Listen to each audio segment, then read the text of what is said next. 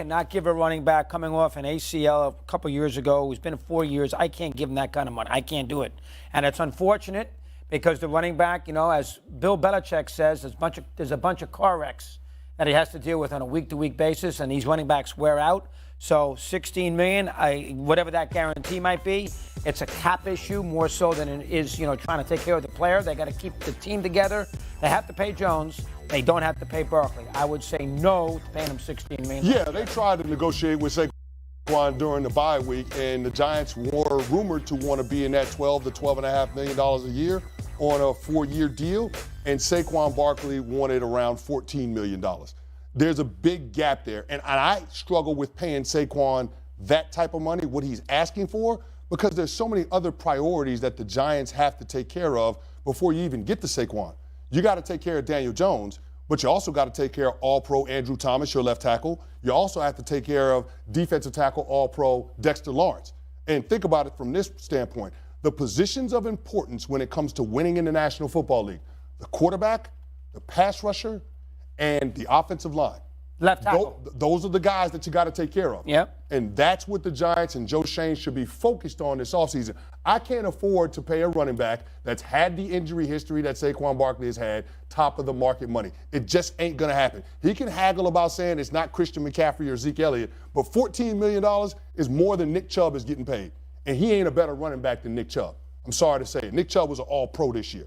So when it comes to the decisions that have to be made, this is a tough one because of what he represents for the organization on and off the field.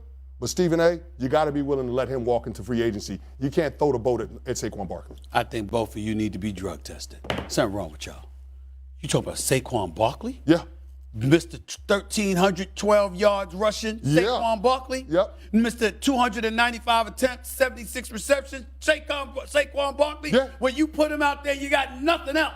You threw out an offense, Saquon Barkley, and a bag of chips. That's what you threw out there this season. And you got to the playoffs. And you telling me that this dude goes out there and performs the way that he does, and he's the one that has to be deprived of somebody? Y'all done lost y'all damn minds. Let me tell you something right now. I do understand. Listen, let me be very clear about this. Okay. I get the hesitancy, all right, because of the injury, because he plays the running back position, all right? I would say this to you. He played 13 games last year, and he played all 16 games this year. Yeah. ACL injury was 2 years ago. Okay, so let's keep that in mind. All right, that's number one. Number two, he balled out. He didn't show any ill effects from that ACL injury. That could happen to anybody in football. Yes. Number three, you brought up Daniel Jones first. I ain't sold to no damn Daniel Jones. I mean, it was nice he had some moments, but I'm not sold to no Daniel Jones.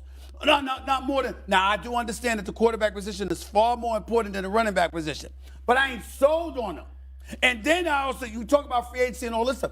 Are we sure who they can get? Are we sure that they're going to have anybody if you lose to Saquon Barkley? Because as much as the Giants were outmanned and what have you, the fact of the matter is, for the most part, they played well this year. Let's give credit where credit is due. Their defense, the personnel that they had in place. We understand they could upgrade it, but nevertheless, the point is, what really, really was their detriment is that their offense couldn't do anything. Okay, I just had to say one thing. Did you really just call the Giants offense, because the blows are hurting right now, Saquon Barkley and a bag of chips? And a So bag disrespectful. Of chips. And a bag of chips. So disrespectful. Wow. Listen, Stephen, I'm still on the floor over that. I said it in a minute. Damn ain't it, nobody saying that the Giants offense didn't run through Saquon Barkley this year. That's not what we're saying. We're saying is the value there to pay him what he wants? And I would argue no. Okay, Think about it from this standpoint, Stephen A. Man. When does it work out when teams pay running backs these types of contracts? Listen. When does it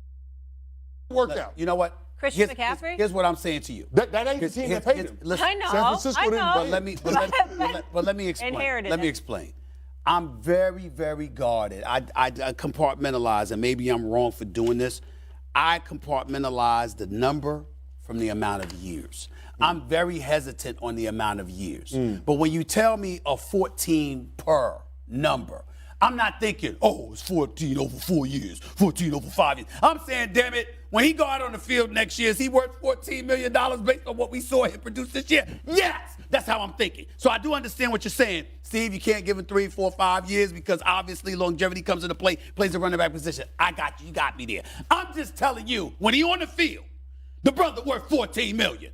I don't want to hear that he's worth $14 million. And I don't want to hear that this hesitancy because of Daniel Jones. Oh, hell to the no. No way. No way. Please. I don't want to hear it. Daniel Jones is lucky. Listen, he's lucky that he's got a coach like Brian Dable, who, by the way, is probably my coach of the year. What's the problem? I just have the visual of the bag of chips now in Saquon. If Daniel Jones was a free agent, there'd be 20, and he's not great, but there'd be 20 teams lined up to get him. And how many teams would want Saquon Barkley? Not for the $20 million a year. Not 20. Oh my God! I'm sorry, you can't catch now. You can't count now. I said 14, not 20. Carolina would want Daniel Jones. The Saints would want Daniel Jones. Are you sure? Oh, Carolina would want Daniel Jones in a minute. Time out. Hold on, listen. Would Carolina want Daniel Jones after having Sam Darnold there? Yes, they would want him. They look alike. They look alike. You're really sure about that? Came from the same stadium, not the same team, but the same stadium.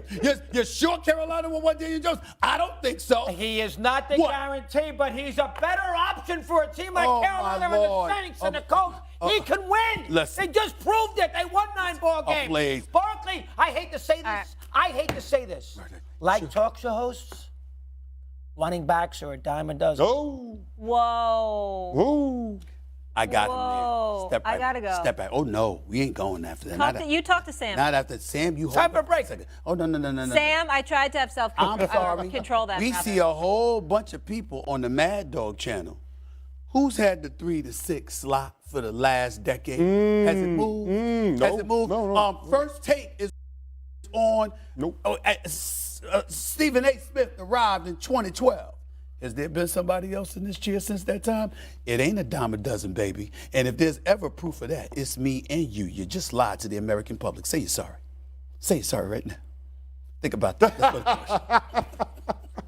I don't know what just happened. You know. That was a mic drop. That's what just happened. He knows what happened. Candy, appreciate you. All right, when we come back on this fine program. He knows what happened. Wait till you hear what Bill's star receiver Stephon Diggs. Jalen Hurts, Josh Allen, and Justin Jefferson. Nice to see a non-quarterback in there. Obviously, Jefferson had one of the great seasons we've ever seen from a wide receiver in NFL history. Let's bring it out and talk about it. Dominique Foxworth, and giving you the first vote. Yeah. Well, Jefferson, it's nice to see him in there, but he doesn't stand a chance. I would love for a non-quarterback to win it, but I think it's easy. It's Patrick Mahomes. Yes. Yeah, what he's done, the job that he's done is remade a team. They're winning in a different way. All those other quarterbacks are very good, but we're kind of seeing them on their first run. And Patrick Mahomes has had better numbers than them, and offensively has been better than them in a recreation of this offense. And I think that's incredibly impressive. We always talk about how a team's going to continue to win once they start playing their quarterback. Mahomes did do a flexible deal for them, but it's still really impressive without Tyreek Hill. And with a paid quarterback, they rebuilt their offensive line, and he's finding a way to still cook no matter what. I think that was the real thing. Everyone coming into the season, well, what would the Kansas City Chiefs offense look without Tyreek Hill? They haven't missed a beat. No doubt. They haven't missed a beat. And big reason why is the quarterback. The quarterback played outstanding. I think he's going to be the runaway winner of the MVP award. Simply put, he's a standard. He is the best quarterback. And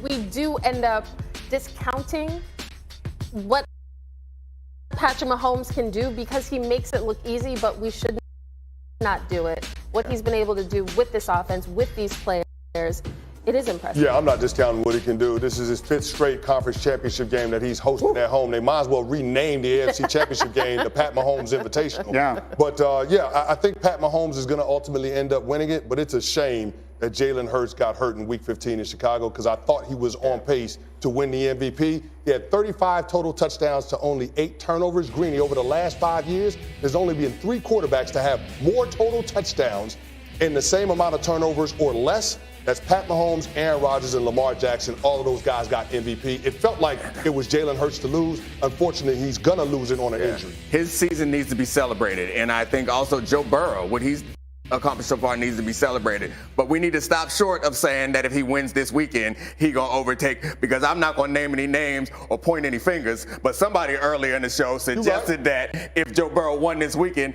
that he then becomes the best quarterback in the league. That there is absurd, because Patrick Mahomes is still the best quarterback. Let me say it this way. Let me say it this way. There's levels to this, right? There's tiers to this. Pat Mahomes and Joe Burrow, tier 1. In a separate room by themselves. Now, when you start having that tier 2 conversation, it gets interesting. Josh Allen and Justin Herbert, all of those names get tossed around in there. For me, the top guy in tier 2 has got to be Jalen Hurts. And I think that was the clearest thing we learned on divisional round weekend. I know you looking crazy and stuff like that, but that boy from Cincinnati is a stone cold killer. Yeah.